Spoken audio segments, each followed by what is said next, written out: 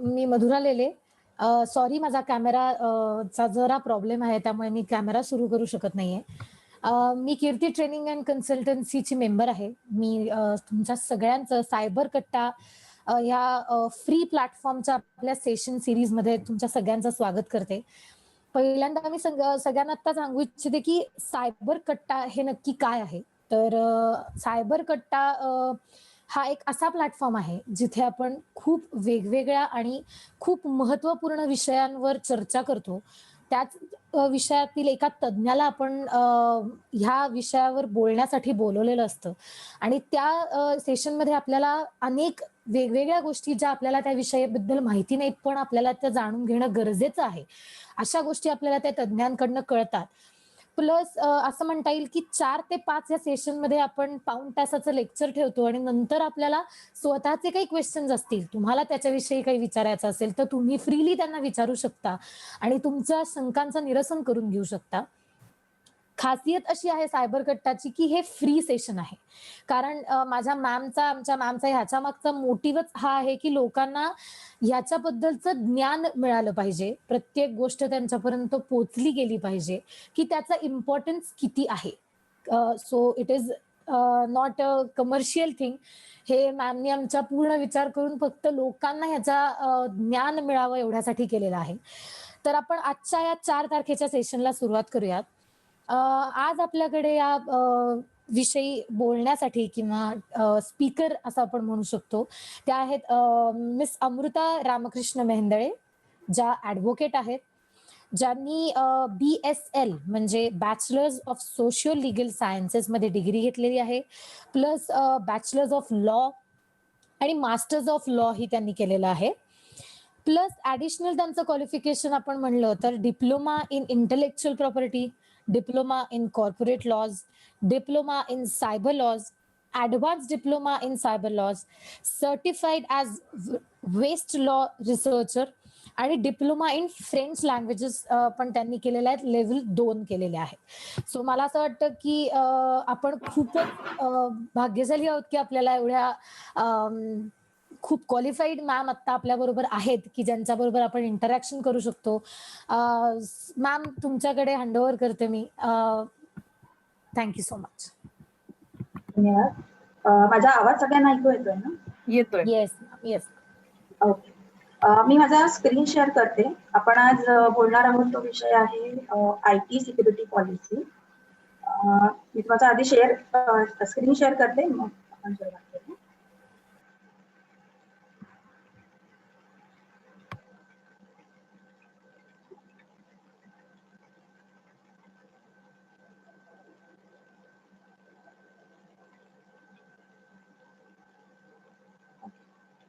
Screen share झालाय ना?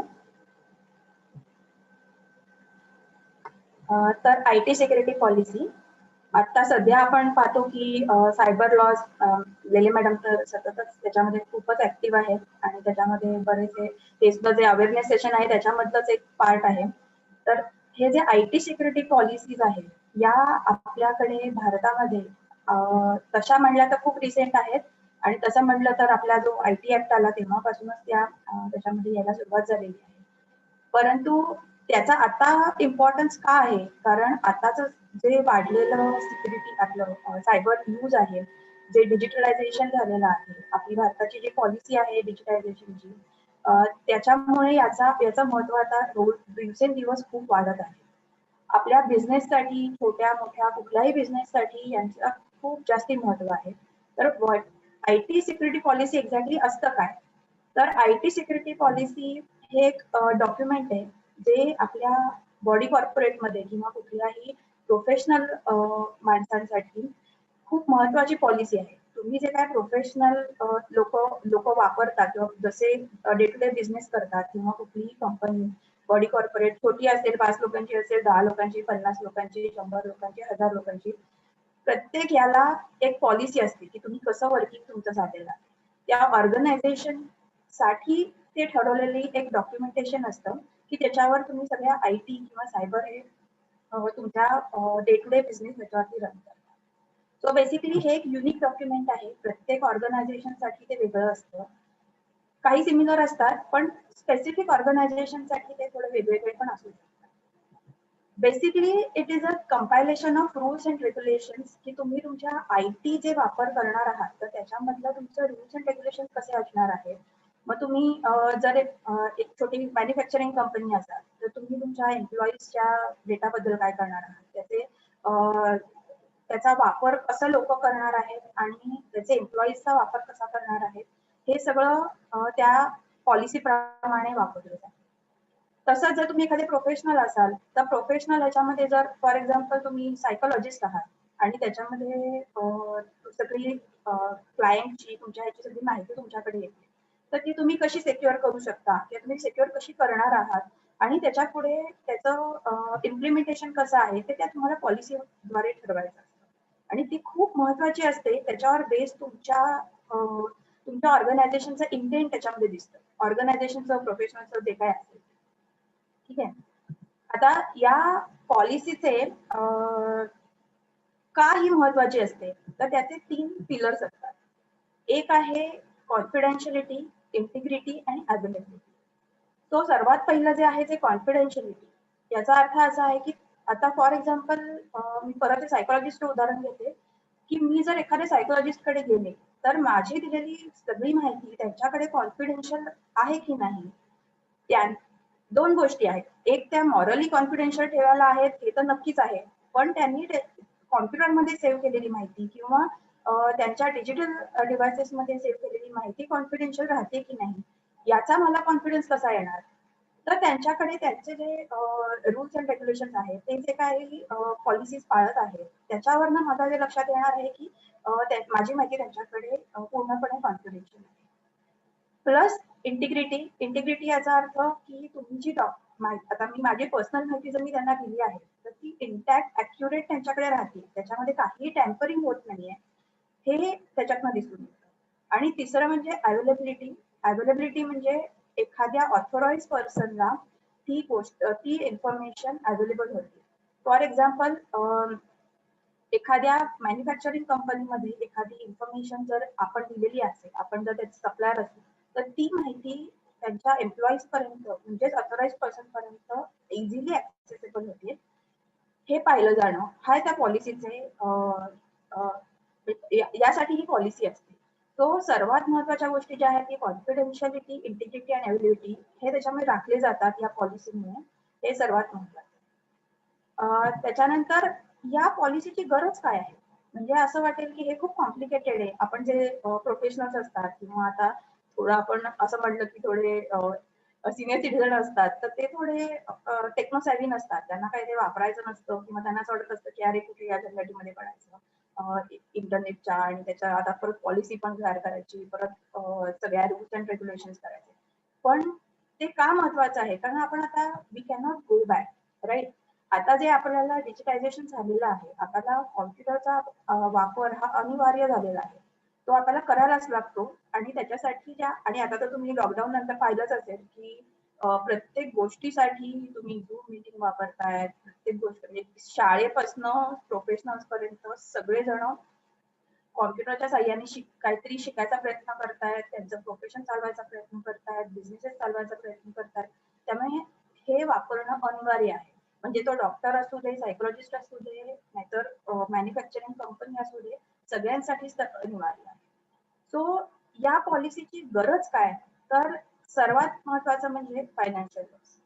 तुम्ही जी माहिती तुमच्या कॉम्प्युटरमध्ये तुम्ही जे कुठलं डिव्हाइस वापरत आहात त्याच्यामध्ये तुमची जी कुठली माहिती तुम्ही सेव्ह केलेली आहे ती जर त्याचा जर चोरीला गेली तर त्याच्यामुळे तुम्हाला डिरेक्टली तुमचा फायनान्शियल लॉस होऊ शकतो. म्हणजे फॉर एक्झाम्पल जर तुमच्या बँकेचे डिटेल्स जर चोरीला गेले तर ते वापरून कोणीही तुमच्या बँक अकाउंट हॅक करून तुमचे पैसे ट्रान्सफर करू शकतो. हा डिरेक्ट लॉस. म्हणजे फायनान्शियल लॉस हा सर्वात महत्वाचा आहे की जो डिरेक्ट होतो. त्यानंतर आहे इंटेलेक्च्युअल प्रॉपर्टीचा मिसयूज. तुम्ही जर एखादी मॅन्युफॅक्चरिंग कंपनी असाल किंवा कुठलीही कंपनी असाल ज्याच्यामध्ये तुम्ही ट्रेडमार्क यूज केलेला आहे, तुमचं डिझाईन काहीतरी आहे, तुम्ही जर सायन्स केमिकल फील्ड मधले असाल तर काहीतरी कशाच तरी पेटंट घेतलेलं आहे किंवा एखादा प्रोफेशनल असतील, डॉक्टर असतील, त्यांनी त्यांचं काय एखादा पेपर पब्लिश केला असेल तर तो सेव्ह करून ठेवला असेल, किंवा n number of intellectual property असू शकते. प्रत्येक छोट्या मोठ्या माणसात सकट मोठ्या म्हणजे एखादं पुस्तक काहीतरी लिखाण करून ठेवलेलं आहे. तुम्ही कुठल्याही प्रोफेशनचे असाल, आता मी जर ऍडव्होकेट आहे तर माझ्याकडे माझ्या क्लायंटच्या सगळ्या फाईल्स आहेत, त्या प्रत्येक ह्याचं ड्राफ्टिंग आहे. त्या सगळ्या ज्या प्रॉपर्टी आहेत ही आपली इंटेलेक्च्युअल प्रॉपर्टी आहे आणि त्याचा मिसयूज होऊ नये, ते कुठेही वापरलं जाऊ नये किंवा अनऑथराइजपणे कोणी ते वापरू नये, हे प्रत्येकालाच आपल्याला वाटत असतं. तो त्याचा मिसयूज कमीत कमी होण्यासाठी किंवा त्याचा चोरीला ते जाऊ नये हे बघण्यासाठी या पॉलिसीची आपल्याला गरज असते. हा एक अजून एक इंटेलेक्च्युअल प्रॉपर्टीचा मिसयूज झाला. नंतर सर्वात महत्त्वाचं म्हणजे हे वरचे दोन गोष्टी आहेत की तुमचा इंटेलेक्च्युअल प्रॉपर्टीचा मिसयूज आहे किंवा फायनान्शियल लॉस आहे, त्यामुळे तुमची क्रेडिटेबिलिटी कमी होण्याची शक्यता आहे. म्हणजे तुम्ही जे इतके वर्षाचं गुडविल तुम्ही क्रिएट केलेलं आहे ते तुमचं जाण्याची शक्यता आहे. एखाद्या डॉक्टरचं काहीतरी म्हणजे आता काही इन्फॉर्मेशन जर चोरीला गेली आणि त्याचा काहीतरी मिसयूज करून पब्लिश केली गेली तर त्याचं जे गुडविल आहे ते जाण्याची शक्यता आहे. असं कुठल्याही प्रकारचं गुडविल जे आहे किंवा तुमची क्रेडिटेबिलिटी आहे तर ती तुमची स्टेकला लागू शकते. सो हे खूप महत्वाचं आहे. हा डिरेक्ट परिणाम नसला तरी तो इनडिरेक्टली प्रत्येक आजूबाजूला होत असतो. सो क्रेडिटेबिलिटी हा अजून एक महत्वाचा मुद्दा आहे. आणि सर्वात महत्वाचं म्हणजे जर आता एक गोष्ट सर्वांनी लक्षात घ्यायची की ही जी पॉलिसी आहे हा कुठलाही 100% फॉर्म इंटरनेट सिक्युरिटी म्हणजे आयटी सिक्युरिटी पॉलिसी आहे किंवा सायबर सिक्युरिटी पॉलिसी असते त्या सुद्धा कुठल्याही 100% नसतात.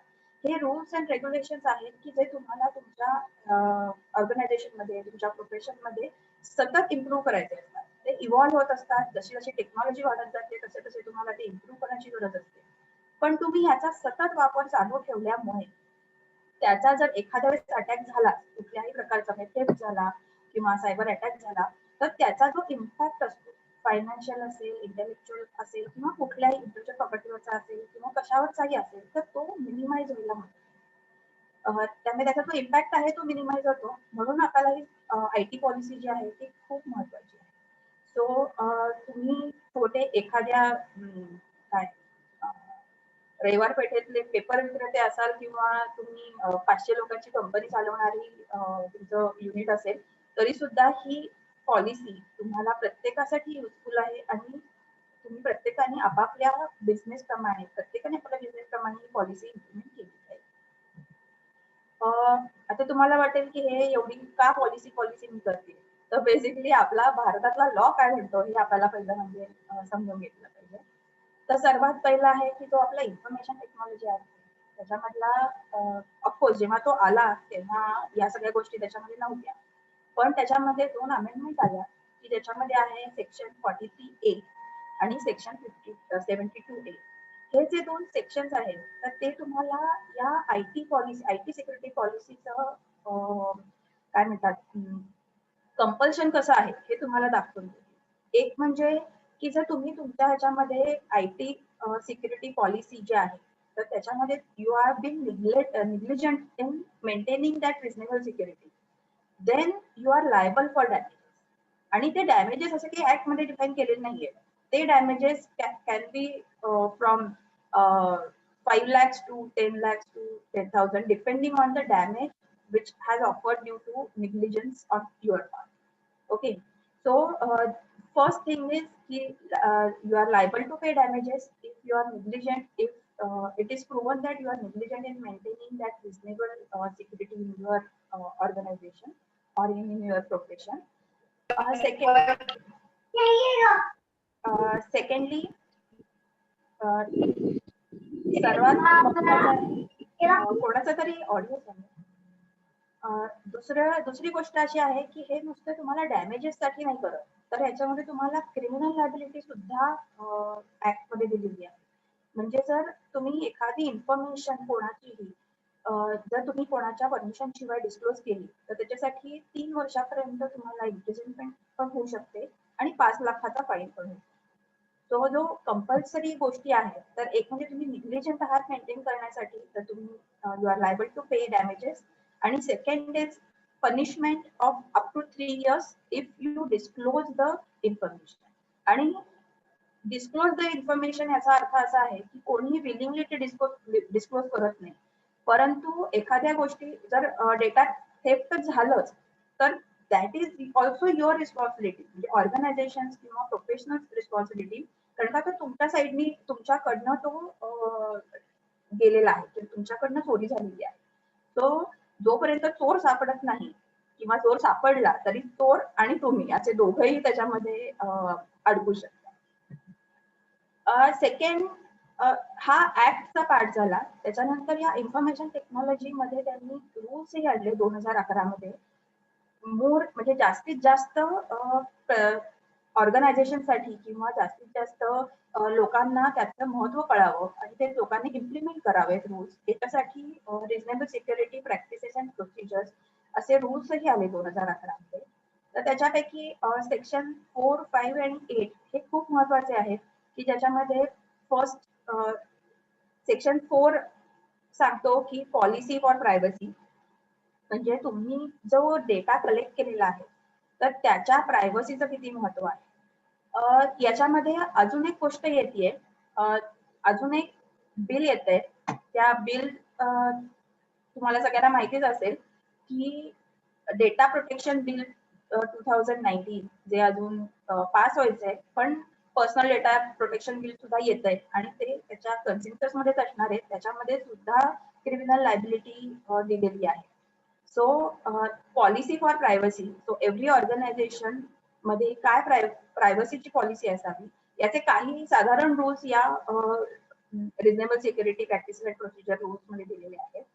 पण ते सोडून सुद्धा प्रत्येक ऑर्गनायझेशनला, प्रत्येक प्रोफेशनला आपापल्या प्रोफेशन प्रमाणे किंवा ऑर्गनायझेशन प्रमाणे वेगवेगळे रूल्सही क्रिएट करायला लागतात किंवा त्याप्रमाणे वागायला लागतं किंवा पॉलिसी तयार करायला लागते.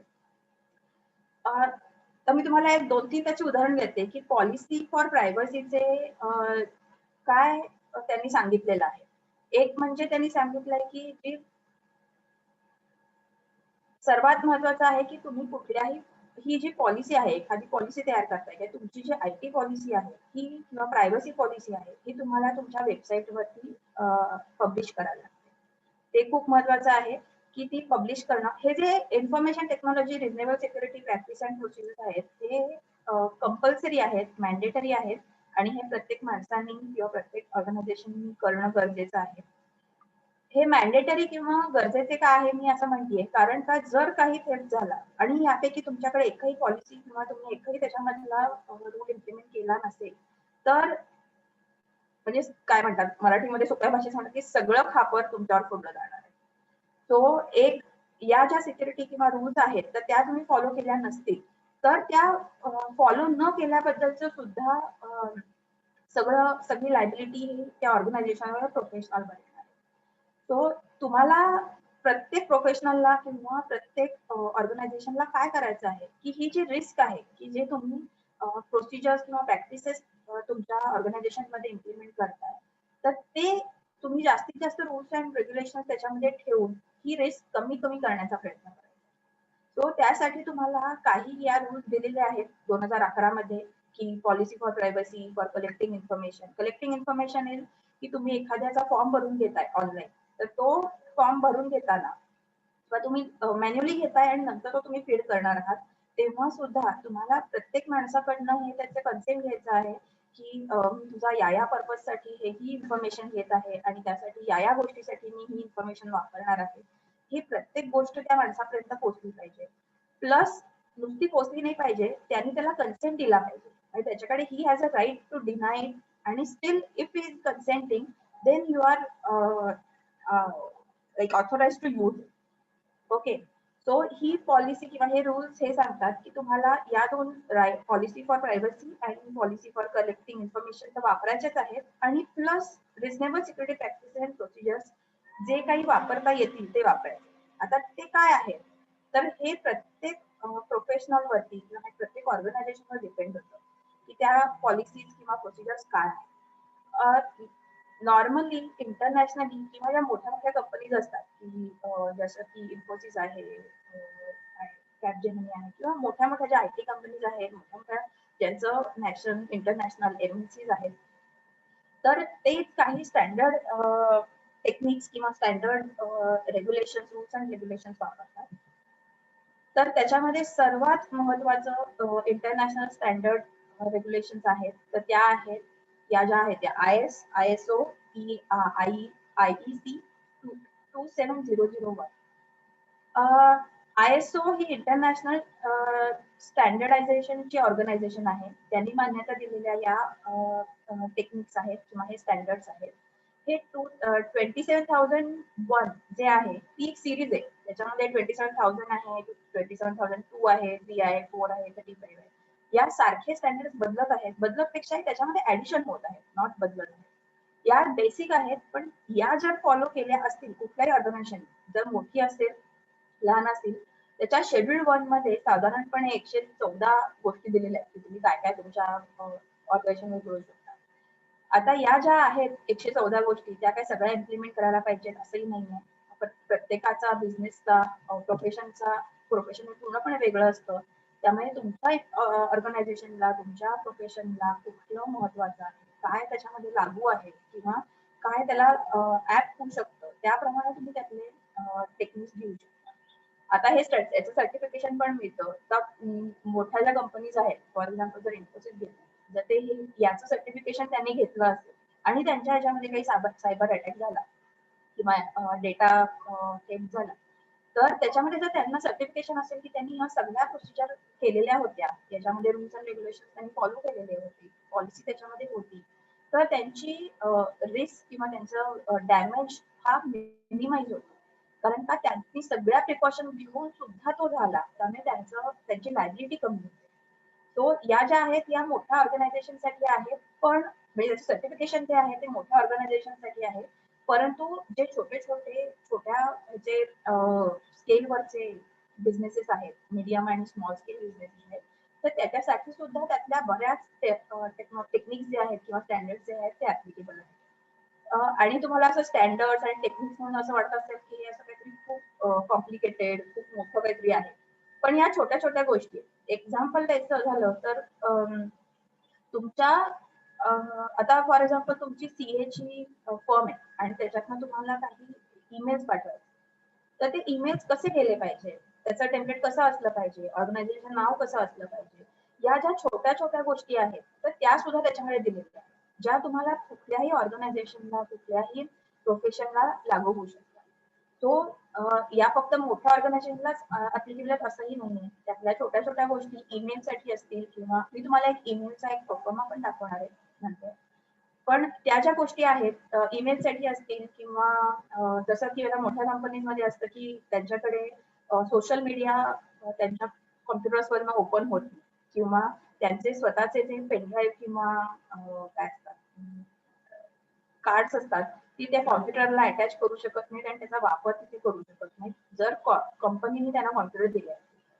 हे कशातनं आलेलं आहे, तर हे स्टँडर्ड किंवा टेक्निक्स आहेत की जे ज्याच्यातनं त्यांनी त्यांच्या पॉलिसी तयार केल्या आहेत आणि त्याप्रमाणे ते इंटरनॅशनल स्टँडर्ड प्रमाणे त्यांचं ऍप्लिकेशन करतात. त्यामुळे हे जे आहेत इंटरनॅशनल स्टँडर्ड ते खूप महत्वाचं आहे जे दिलेलं आहे, कारण का आता इथून पुढे इंटरनेटचा बिझनेसेस इंटरनेटवर वापरायचा प्रमाण खूप वाढणार आहे आणि त्याच्याशिवाय आपल्याला पर्याय नाही. दुसरं म्हणजे आहे की self regulating techniques followed by particular industry. So जर एक इंटरनॅशनल स्टँडर्ड प्रमाणे काही टेक्निक नसतील, पण तुम्ही तुमच्या इंडस्ट्रीमध्ये, तुमच्या प्रोफेशनमध्ये, म्हणजे फॉर एक्झाम्पल काही डॉक्टर अशा प्रकारचं वापरतात हे आम्ही डॉक्टरच्या ह्याच्यामध्ये हे स्टँडर्ड आहे, तर त्या प्रकारचं टेक्निक तुम्ही त्याच्यामध्ये वापरलं आणि जे सेफ सिक्युअर आहे, तुम्हाला वाटतं की त्यांनी रिस्क कमी होऊ शकते, तर असे टेक्निक जर कोणी फॉलो करत असेल तर ते सुद्धा त्याच्यामध्ये येतात. तुम्हाला बेसिकली याच्या सगळ्याचं डॉक्युमेंटेशन करण्याची गरज आहे आणि ते डॉक्युमेंटेशन करून त्या गोष्टी, ते टेक्निक, ते स्टँडर्ड तुम्हाला इम्प्लिमेंट करण्याची गरज आहे. त्यानंतर हे जर अटॅक झाला तर आपल्याला अजून दाखवायला काय असू शकतं की तुम्ही तुमच्या ज्या रिजनेबल सिक्युरिटी या प्रॅक्टिसेस आहेत तर त्याचं तुम्ही ऑडिट पण घेता, जे तुम्हाला इंडिपेंडेंट ऑडिटर कडनं घ्यायला लागतं आणि ऍटलिस्ट वन्स अ इयर तुम्हाला ते घ्यायला लागतं. हे रूल्स सांगतात हे जे 2011 चे रूल्स होते त्याप्रमाणे हे मॅन्डेटरी केलेलं आहे की इंडिपेंडंट ऑडिटर नी घ्यायचा आहे ऍटलीस्ट वन्स अ इयर घ्यायचा. आता exactly he IT security policy लिहायची कशी किंवा हे त्याच्यामध्ये काय असतात कंटेंट काय असतात, कंटेंट्स पेक्षाही ती लिहायची कशी काय त्याची सुरुवात कशी करायची. तर पहिली स्टेप आहे की तुम्ही तुमचं प्रोफेशन समजून घ्यायचं, तुमचा बिझनेस समजून घ्यायचा आहे की तुमचा जर तुम्ही डॉक्टर आहात तर तुमच्या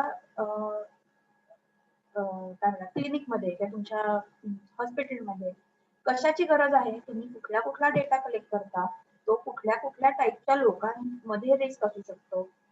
फॉर एक्झाम्पल जर एखादा डॉक्टर आहे तर त्याची इंटरनल कॉन्टेक्स्ट मधला जो रिस्क आहे म्हणजे आता त्यांचा डेटा आहे एम्प्लॉईमुळे तो थेफ्ट होऊ शकतो का किंवा तो टॅम्परिंग होऊ शकतो का किंवा त्याच्यामध्ये अजून कुठल्या रिस्क आहेत का ज्या इंटरनल कॉन्टेक्स्ट मध्ये आहेत, ज्या तुमच्या बिझनेसला स्पेसिफिकली अफेक्ट होतात. म्हणजे जर मी जर लॉयर आहे तर मला माझ्या कडे जर 4 लोक कामाला आहेत तर त्यांच्याकडनं माझी कुठल्या क्लायंटची फाईल मिसप्लेस होऊ शकते का, ती कुठे बाहेर जाऊ शकते का, त्यांची काही पर्सनल इन्फॉर्मेशन जाऊ शकते का, हे मला स्वतःला असेस करण्याची गरज. आणि ती रिस्क मी माझ्या प्रोफेशनसाठी काय आहे ती मी स्वतः ऍक्सेस करणार आणि त्याच्यावरती पुढच्या गोष्टी करणार. ही एक गोष्ट झाली की तुमचा अंडरस्टँडिंग युअर ओन बिझनेस, हा इंटरनल कॉन्टेक्स्ट झाला. त्यानंतर दुसरी गोष्ट अशी आहे की तुमचे लॉज काय तुम्हाला ऍप्लिकेबल आहे. 2 लॉज तर मी तुम्हाला आत्ताच सांगितले जे आहेत जो सेक्शन 43A आणि 72A आणि रूल्स अँड रेग्युलेशन 2011 चे आहेत ते 2 तर आहेतच. प्लस तुमच्या बिझनेसला स्पेसिफिक जे आहेत ते आयपी लॉज असतात म्हणजे इंटेलेक्च्युअल प्रॉपर्टी लॉज आहेत किंवा तुमच्या एखाद्या लेबर लॉज काय आहेत मॅन्युफॅक्चरिंग कंपनी यासाठी असतील तर किंवा जर हॉस्पिटल असेल तर मेडिकल लॉज काय तर इन्शुरन्स असेल, इन्शुरन्स कंपनी असेल किंवा एजंट असतील तर इन्शुरन्सचे लॉज काय आहेत, हे प्रत्येक लॉज काय काय आहेत आणि त्याच्यामुळे किंवा त्या लॉजमुळे तुम्हाला कुठल्या कुठल्या गोष्टी तुमच्यावरती इम्पॅक्ट करतात ऑर्गनायझेशनवर प्रोफेशनवर ते त्याचा अभ्यास करणं गरजेचं आहे आणि त्याच्याप्रमाणे ठरवायचं आहे की आपली आयटी सिक्युरिटी पॉलिसी काय असायला पाहिजे, तुमचा इंटेंट काय आहे हे त्याच्यावरती बेस या 2 गोष्टींवरती बेस ठरवायचं. सो एक आहे इंटरनल कॉन्टेक्स्ट जो तुमच्या बिझनेसचं स्वरूप ठरवून करायचा आहे आणि दुसरा आहे तुमचे लॉज अँड रेग्युलेशन काय ऍप्लिकेबल. थर्ड आहे जो आहे ISMS स्कोप. ISMS म्हणजे इंटरनॅशनल स्टँडर्ड मॅनेजमेंट स्कोप जो असतो तो जो सिक्युरिटी मॅनेजमेंट स्कोप आहे तर तो खूप महत्वाचा आहे तुम्हाला बसून. आता हा थर्ड आणि फोर्थ स्टेप जी आहे ती ऑर्गनायझेशनचा सीईओ किंवा जे मॅनेजरल पोझिशनला आहेत त्यांच्या इन्व्हॉल्वमेंटनी या गोष्टी ठरवायच्या, त्यांच्या इन्व्हॉल्वमेंट शिवाय या गोष्टी होऊ शकत नाही. त्यामुळे जर कंपनी असेल 50 लोकांची त्याच्यामध्ये याचा काय महत्व आहे, जर ती फक्त प्रोफेशनल असतील तर डॉक्टरला ठरवायचं आहे की आपल्या हॉस्पिटलमध्ये किंवा आपल्या क्लिनिकमध्ये कसं वर्किंग असणार आहे आणि त्याचा स्कोप ठरवून मग ती पॉलिसी तयार करायची. Fifth is documentation. ऍक्च्युअल ती पॉलिसी लिहिणं की काय तुमची पॉलिसी आहे आणि जर तुमचं वेबसाईट असेल तुम्ही जर ती पब्लिश करायची आहे, जर ती नसेल तरी सुद्धा ती तुमच्याकडे हँडी पाहिजे आणि ती तुम्हाला कोणी कुठल्याही जर थेफ्ट झाला तर तुम्हाला ती दाखवता आली पाहिजे. अशा त्या पॉलिसी स्वरूप पाहिजे. सर्वात महत्वाचं म्हणजे हे जे डॉक्युमेंटेशन आहे तर ते डॉक्युमेंटेशन आता जर मोठी कंपनी असेल 50 लोकांची कंपनी तर ती इतक्या सोप्या भाषेत पाहिजे की प्रत्येक एम्प्लॉईला ती कळली पाहिजे की काय म्हणायचं आहे आणि यातनं काय एक्सपेक्टेड आहे. आणि सर्वात महत्वाची गोष्ट आहे की ते डॉक्युमेंटेशन करून त्याचा ऑडिट आणि रिव्ह्यू टाइमली आणि पिरियडिकली घेत राहणं हेही खूप महत्वाचं आहे.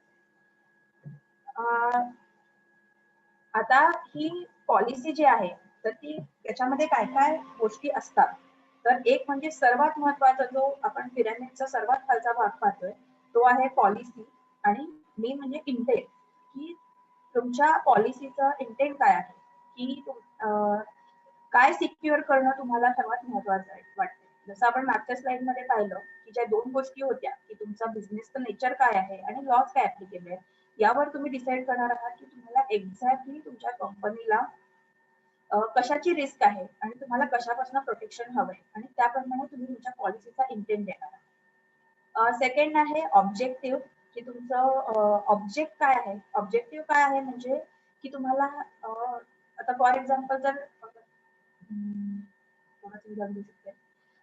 मी माझं स्वतःच देते, की जर मी लॉयर आहे, तर माझं ऑब्जेक्टिव्ह असं आहे, की माझ्या फर्म मधल्या प्रत्येक फाईल, प्रत्येक क्लायंटचं सगळं जे डेटा आहे, तो तुम्ही सिक्युअर ठेवण्यासाठी किंवा त्या राहण्यासाठी मला माझी कॉन्फिडेन्शियलिटी काय आहे हे वाढवण्यासाठी जे काही प्रयत्न करायचे आहेत आणि ते मला इंटरनेटवर आता for example as a lawyer मला माझी वेबसाईट नाही.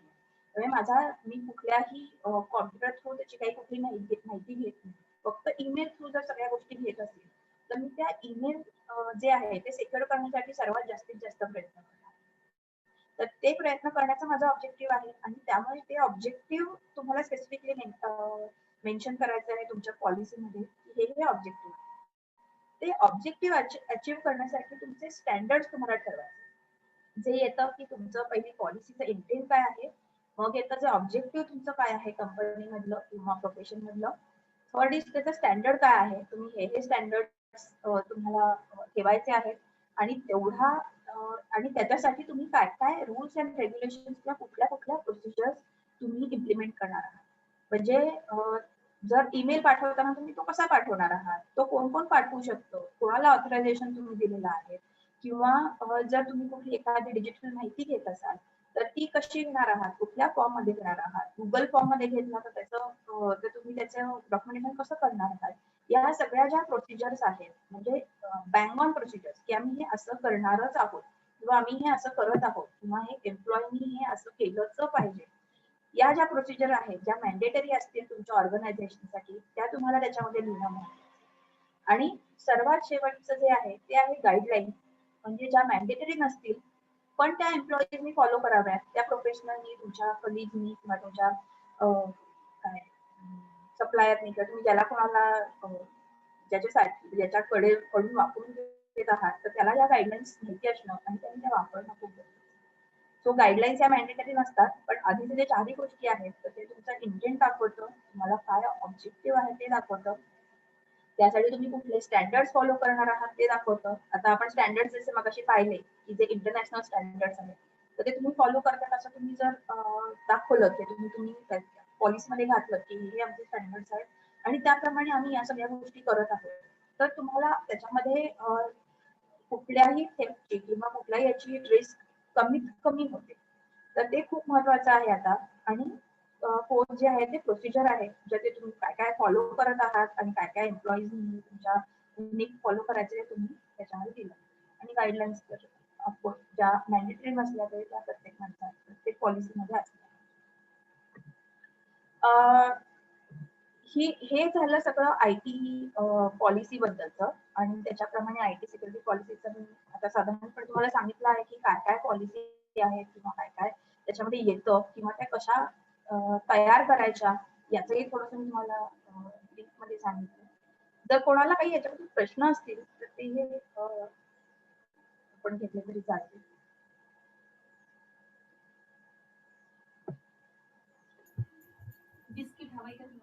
हॅलो. हा हा, येस अमृता मॅम. माझा पॉलिसीचं सगळी मी ब्रीफमध्ये माहिती सांगितली आहे. कोणाला काही प्रश्न असतील तर ते आपण हा, तुम्हाला कोणाला प्रश्न आहेत का काही? बेसिकली एक लक्षात ठेवा की आयटी सिक्युरिटी पॉलिसी ही प्रत्येक बिझनेसमन किंवा प्रत्येक ऑर्गनायझेशन किंवा छोटी किंवा स्मॉल स्केल असेल किंवा लार्ज स्केल असेल तर सगळ्यांसाठी ही खूप महत्वाची आहे.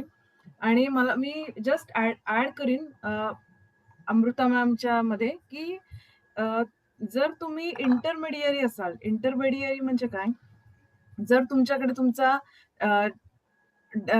वेंडॉर्सचा किंवा तुमच्या कस्टमर्सचा पर्सनल डेटा असेल, so you are called intermediary. Actually सगळेच इंटरमिडियरी असतात. कारण त्याचं एक महत्वाचं असं आहे की आपण आपल्या ऑर्गनायझेशनमध्ये आपले जे एम्प्लॉईज आहेत, तर त्यांची एक फाईल असते, जी आपण मेंटेन करतो एच-आर डिपार्टमेंटमध्ये. त्याच्यामुळे आपण सगळ्यांचाच आपल्या एम्प्लॉईचा पर्सनल डेटा हा आपल्याकडे असतो, which is very, very important. आणि त्याच्यासाठी आय-टी सिक्युरिटी पॉलिसी ही आय-टी ॲक्टप्रमाणे प्रत्येकाला कंपल्सरीच आहे. प्रत्येकाने आय-टी सिक्युरिटी पॉलिसी स्वतःच्या कंपनीत ठेवणं हे अतिशय गरजेचं आहे. मला वाटतं अमृता मॅडम मी बरोबर सांगतेय ना? हो, अगदी बरोबर. आणि प्रत्येक तुमचा प्रोफेशन मी आधी पण म्हटलं तसं, की प्रोफेशनल असाल, कुठले एजंट असाल, कुठल्याही ह्याच्यासाठी छोटी 5 लोकांची कंपनी असेल, पार्टनरशिप फर्म असेल, नाहीतर 500 लोकांची फर्म असेल, या प्रत्येक ह्याच्यासाठी ती ॲप्लिकेबल आणि इम्प्लिमेंट केली जाते. मॅडम एक प्रश्न आलाय की शैक्षणिक संस्थेसाठी हां. याचा वापर कसा करता येईल? म्हणजे कंपल्सरी आहे का त्यांच्यासाठी? स्कूल्स म्हणा किंवा कॉलेजेस म्हणा. अ, हो. शैक्षणिक संस्थेमध्ये जी कुठली पर्सनल इन्फॉर्मेशन असते, एम्प्लॉईजची असते, स्टुडंटची असते, कुठल्याही ज्याच्याबरोबर शाळेचं किंवा एज्युकेशन ह्याचं टाय-अप असतं, सोसायटीचं असतं, तर ती जी सगळी इन्फॉर्मेशन आहे किंवा आता तर सगळे ऑनलाईन क्लासेस होतात, त्याच्यामध्ये जी इंटेलेक्चुअल प्रॉपर्टी वापरली जाते किंवा त्याच्या संदर्भात काहीही वापरलं जातं, जे कनेक्ट होतात एकमेकांना, त्याच्यासाठी सगळ्यासाठी पॉलिसी ॲप्लिकेबल आहे. आणि त्यासाठी ती पॉलिसी असलीच पाहिजे शैक्षणिक संस्थांमध्ये. इथून पुढे तर त्याची खूपच गरज आहे. कारण आता तुम्ही जर एखादा क्लास घेत आहात, तर तो क्लास कसा घ्यावा आणि त्याच्यासाठी कोणी घ्यावा, कुठून घ्यावा, काय घ्यावं, हे प्रत्येक गोष्टी त्याच्यामध्ये पॉलिसीमध्ये आल्या पाहिजे. जर तुम्ही तो ऑनलाईन घेत असाल. तर त्यामुळे शैक्षणिक संस्थांसाठी तर ही खूप महत्त्वाची गोष्ट आहे आणि आता ती इथून पुढे वाढतच जाईल. आणि मला वाटतं अजून एक मी फक्त याच्यात ॲड करते, की शैक्षणिक संस्थेसाठी का महत्वाचं आहे? कारण ऑनलाईन टीचिंग झालेलं आहे आणि ऑर्गनायझेशन आता ती कुठलीही असू देत, म्हणजे एज्युकेशनल असू देत, नाहीतर मॅन्युफॅक्चरिंग असू देत, नाहीतर कुठलीही असू देत. तर प्रत्येक एम्प्लॉयीकडनं ती पॉलिसी सही करून म्हणजे जेव्हा आपण अपॉइंटमेंट लेटर देतो, तर तेव्हा ही आय-टी पॉलिसी पण सही करून घेणं फारच गरजेचं आहे.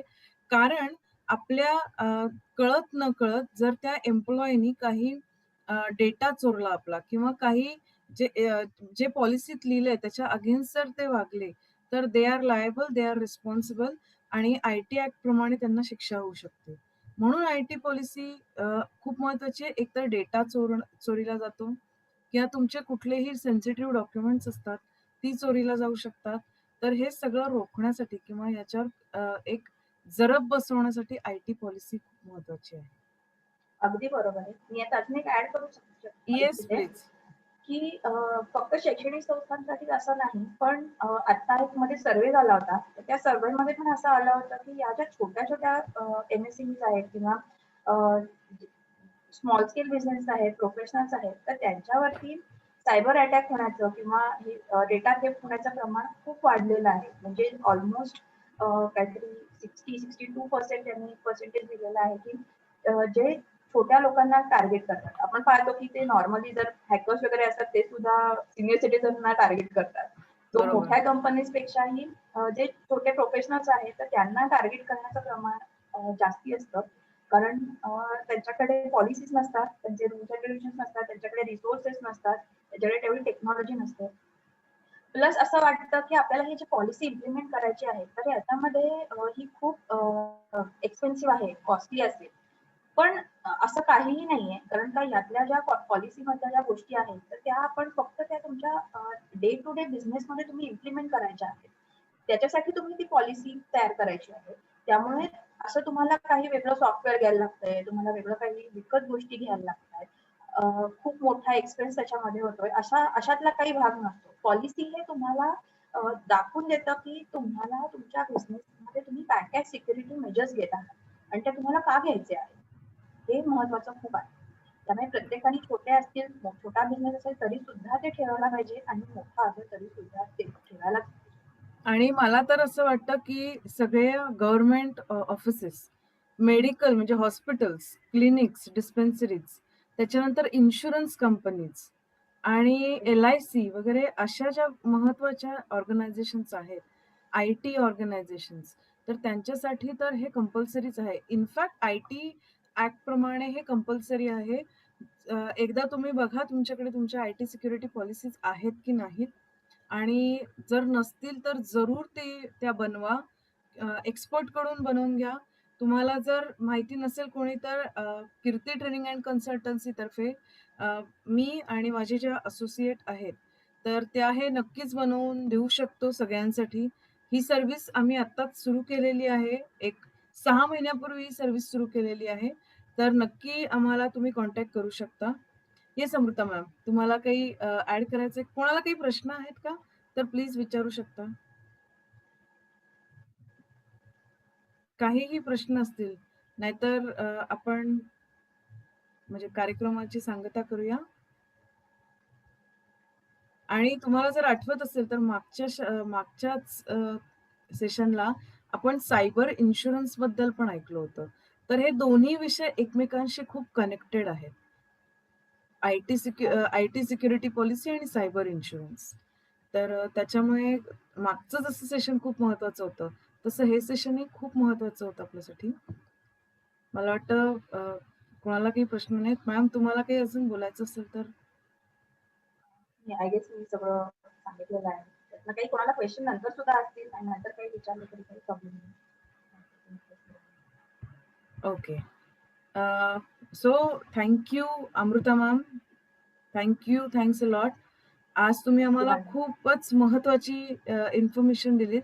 आय-टी सिक्युरिटी पॉलिसी आणि त्याची स्मॉल स्केल, मीडियम स्केल आणि लार्ज स्केल बिझनेसला तसंच वेगवेगळ्या ऑर्गनायझेशन्सला असलेली गरज आणि आय-टी ॲक्ट 2000 प्रमाणे ते कसं कंपल्सरी आहे आणि लीगली पण कुठले-कुठले सेक्शन्स याला ॲप्लिकेबल होतात. हे तुम्ही आम्हाला अतिशय साध्या आणि सोप्या भाषेत सांगितलं. तर त्याच्यामुळे धन्यवाद आणि मला वाटतं आजचं सेशन आपण थांबवूयात. तुम्हाला जर कोणालाही आय-टी सिक्युरिटी पॉलिसी जर बनवून हवी असेल, तर नक्की आम्हाला कीर्ती ट्रेनिंग अँड कन्सल्टन्सीला तुम्ही कॉन्टॅक्ट करू शकता. माझा ईमेल ॲड्रेस तुमच्याकडे नसेल तर मी लिहून देते. मी आता चॅट बॉक्समध्ये टाकते. माझा नंबर पण मी चॅट बॉक्समध्ये टाकते. तुम्ही मला WhatsApp करा, तुम्ही मला ईमेल करा आणि तुम्हाला जर वाटत असेल, की हे खूप महाग आहे, तर असं पण नाहीये. आपल्याला सगळ्यांना परवडेल अशीच त्याची सर्व्हिसची किंमत आहे. त्याच्यामुळे तुम्ही कधीही आम्हाला कॉन्टॅक्ट करू शकता. अमृता मॅम या माझ्या असोसिएटच आहेत. आम्ही एकत्र काम करतो. त्याच्यामुळे त्या तर आहेतच. So thanks a lot. Number दिलेला आहे. तुम्ही कधीही WhatsApp करू शकता. आजचं सेशन आपण इथेच थांबवूया. धन्यवाद. धन्यवाद.